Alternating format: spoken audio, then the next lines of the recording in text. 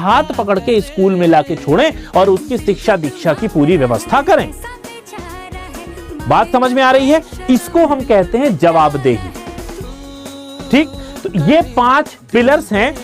एक बात और ध्यान रखना बेटा, पॉइंट टू बी नोटेड, कभी भी एक्सेसिबिलिटी आए मत लगाना, इक्वालिटी आए तो मत लगाना, क्योंकि इक्वालिटी नहीं है, इक्विटी की बात की गई है। क्वालिटी आए तो लगा देना कि हाँ ये है। एफोर्डेबल आए तो मत लगाना, एफोर्डेबिलिटी आए तो लगाना, या फिर अगर कभी ऐसे दे दे, सबको एक साथ ही दे दे तो आप कर सकते हो, नहीं तो ऐसे नाम चेंज करके आए तो मत लगाना। ठीक है, बाकी ये याद कर लो, रट लो, access, equity, quality, affordability, accountability, ये क्रोनोलॉजी है। इस क्रोनोलॉजी के हिसाब से आपको पढ़ना है। सब तक पहुंच होनी चाहिए, पहली बात। रिसाई सब तक हो, यानी पहुंच सब तक हो। अब दूसरी चीज कि भाई जिसको जितनी जरूरत है, समुंदर बह रहा है, आपको 1 गिलास की जरूरत है, आप 1 गिलास निकाल लीजिए पानी। आपको 1 घड़ा भर के निकालना है, आप घड़ा भर के निकाल लीजिए। आपको उंगली डुबोनी है, सिर्फ उंगली डुबो लीजिए। आपको जग भरना है तो जग भर लीजिए। यह होता है आवश्यकता।